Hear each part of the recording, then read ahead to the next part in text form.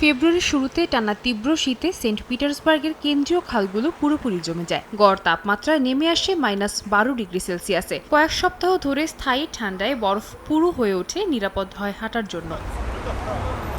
সাধারণত খাল জমলেও বরফ পাতলা থাকায় নামা যায় না বলে জানান স্থানীয়রা, কিন্তু এবছর পরিস্থিতি আলাদা। শহরবাসী ও দর্শনার্থীরা খালের ওপর নেমে পড়েন দল বেঁধে।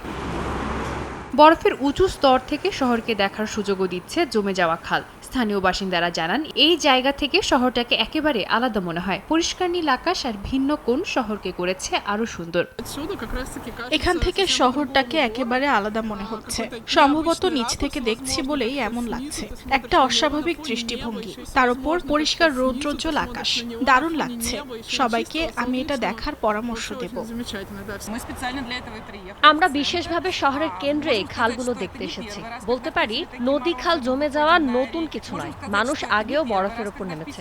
তবে এবছর বিষয়টি বেশি জনপ্রিয় হয়েছে বলে আমার মনে হয়।